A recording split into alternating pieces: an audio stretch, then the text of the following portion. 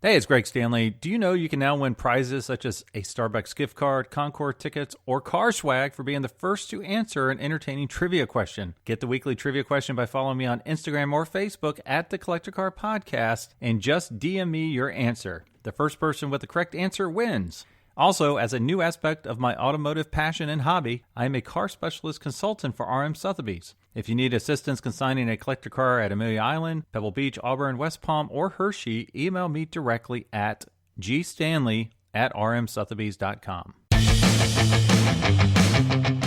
This is the Collector Car Podcast, the home for the auto enthusiast. Join Greg Stanley as he applies over 25 years of insights and analytical experience to the collector car market. He will interview the experts and throw in some fun stuff as well. Our guest today is Matt Haugen. Matt, how you doing today?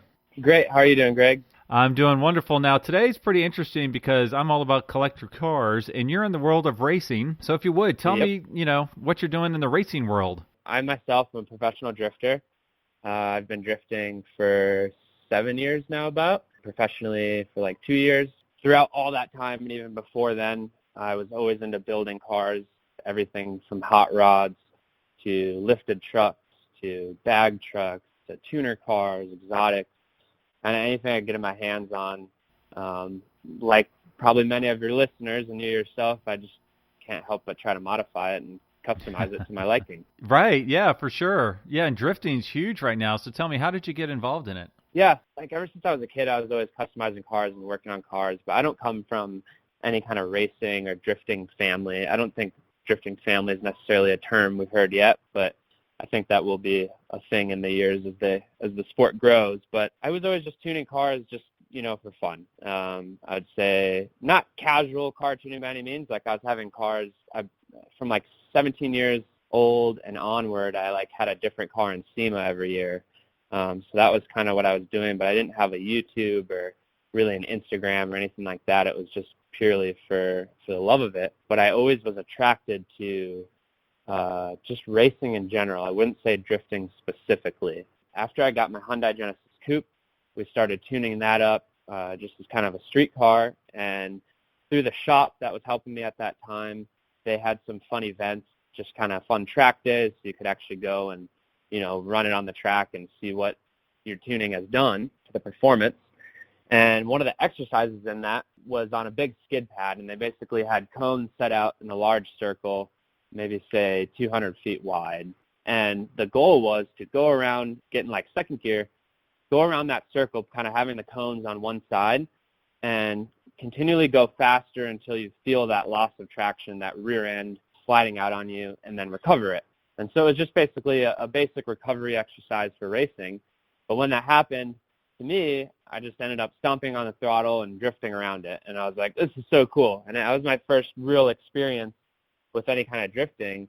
But I was hooked on just the literal slide, like the motion of it. It was just so unique.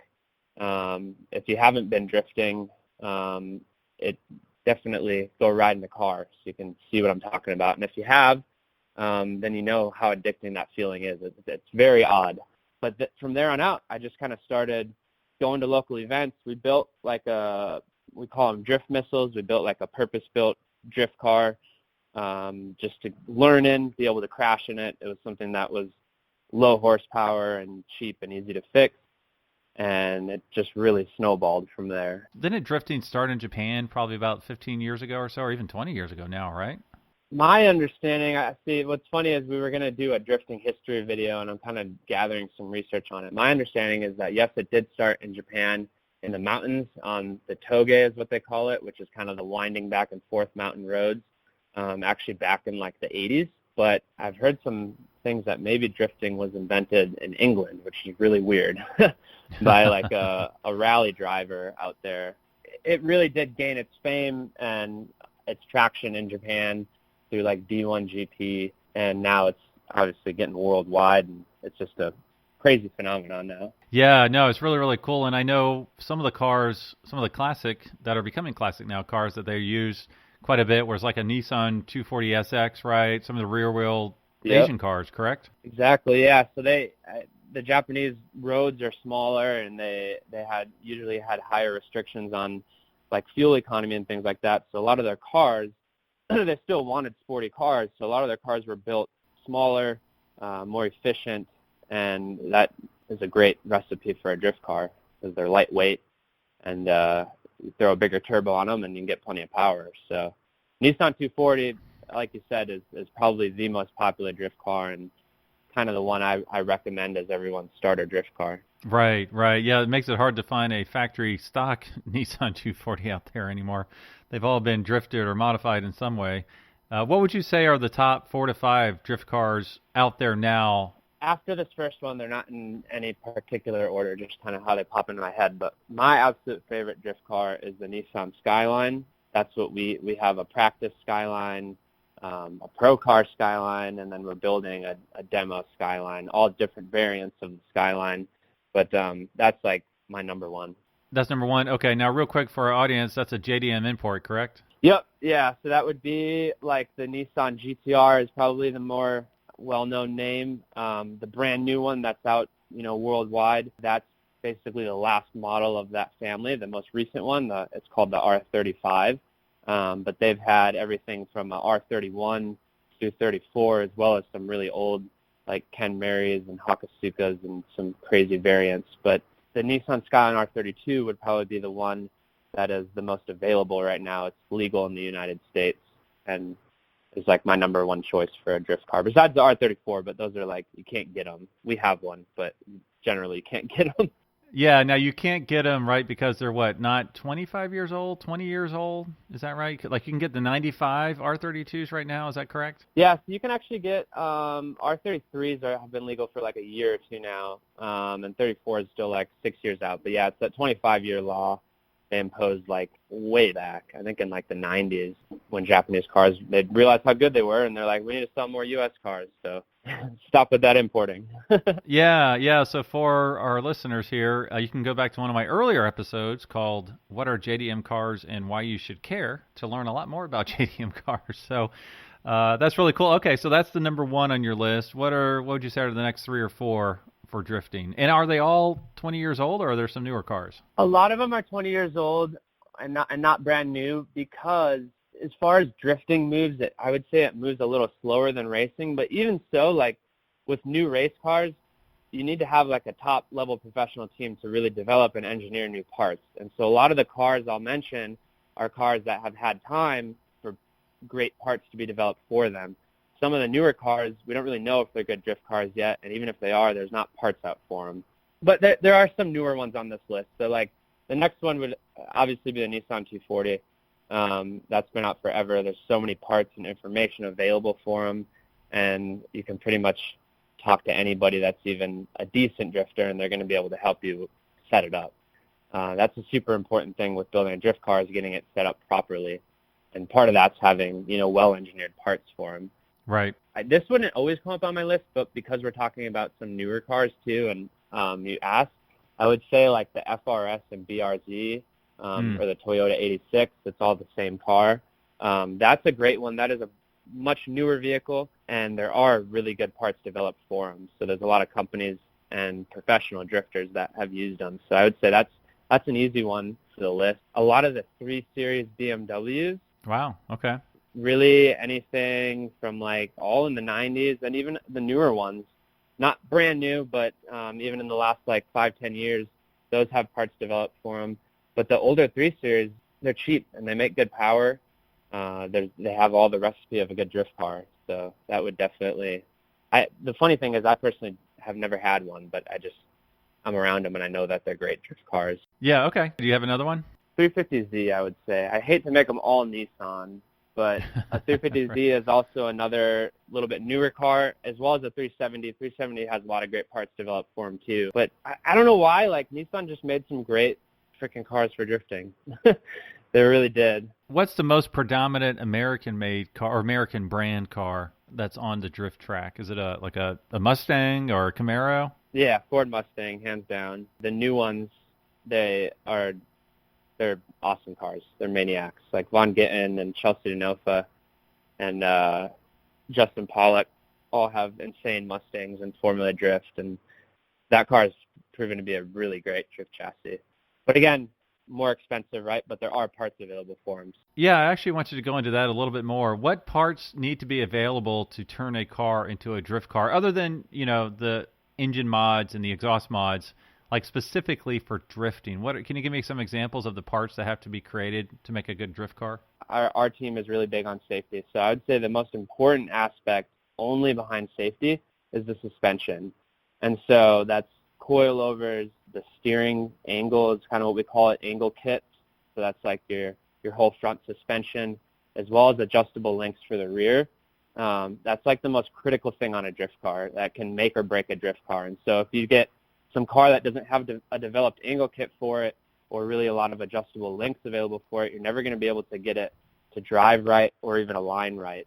And there are a lot of people that make kind of half-assed angle kits for cars, but they're not proper. And so you're going to find, especially if you're learning, you're not going to know whether it's you or the car. So a lot of these choices I picked, they have angle kits available from very reputable companies such as WiseFab and Part Shop Max. I would say those are two of the top.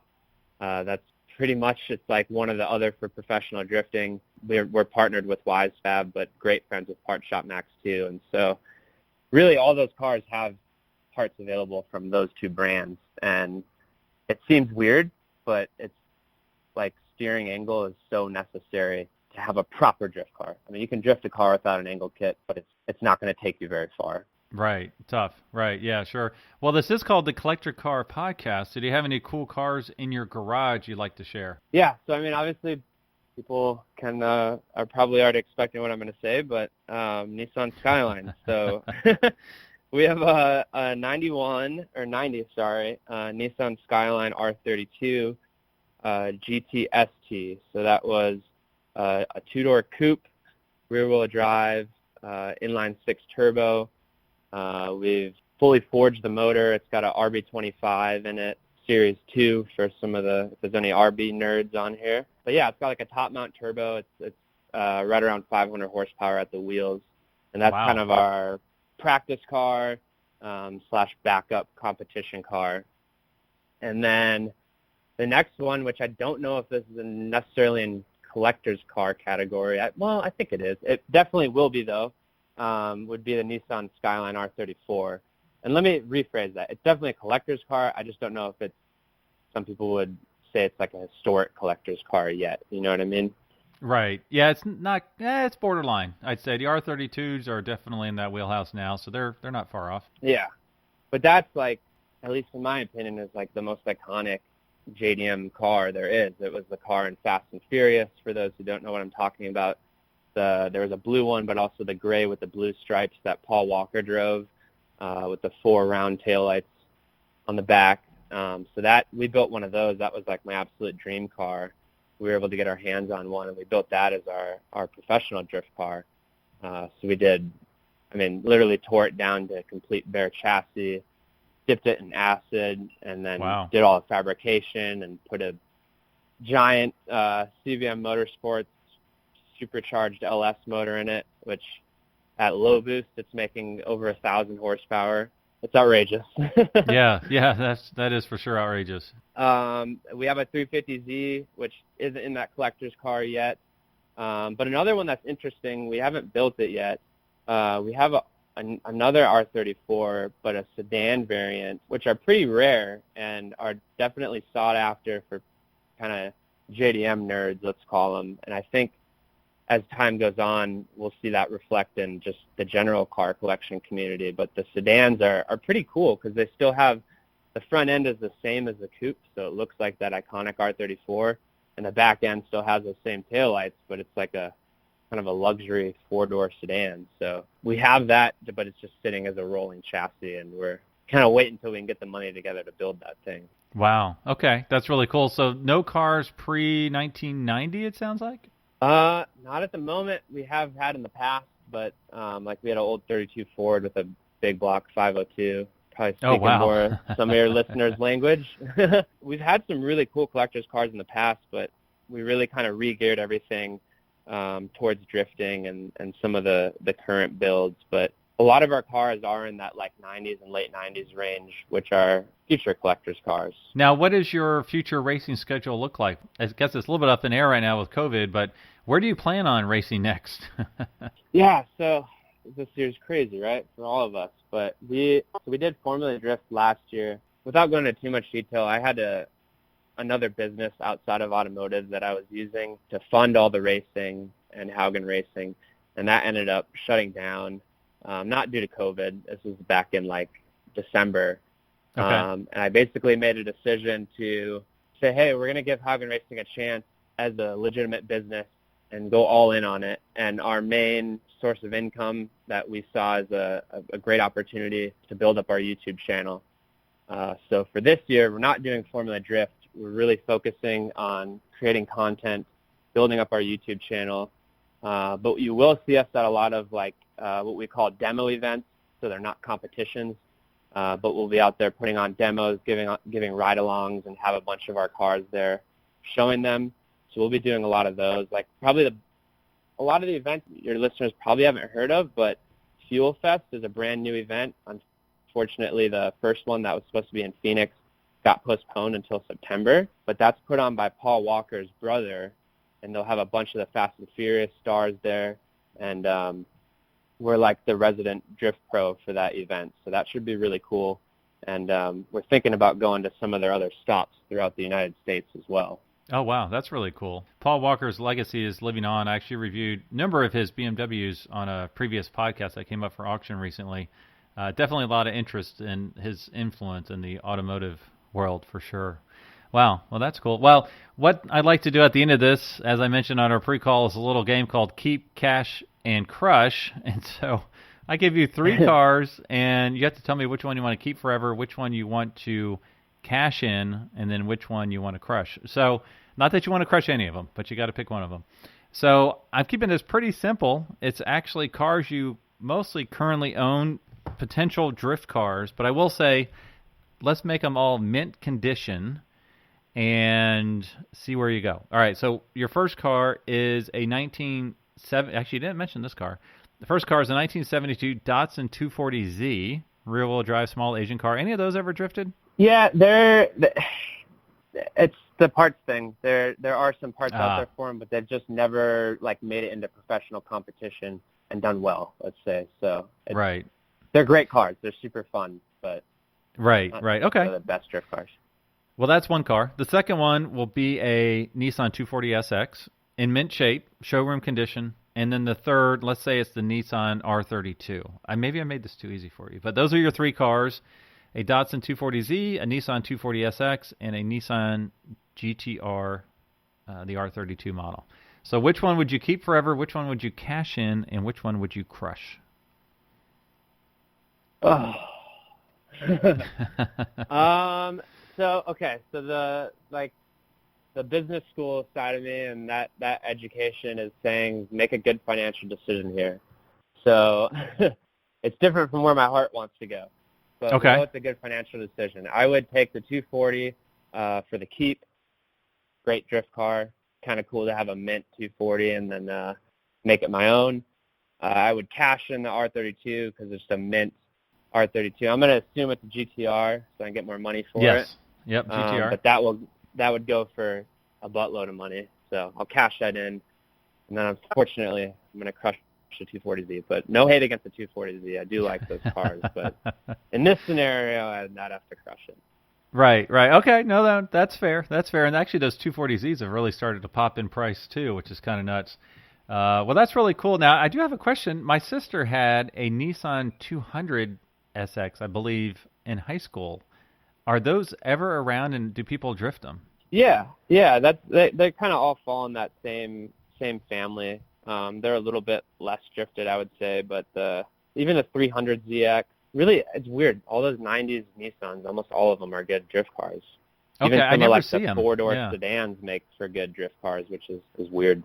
But yeah, that's funny. Yeah, I keep my eyes out for one of those 200 SXs, and I've only seen one, like in the last 15 years. So I just don't see them. Awesome. Wow.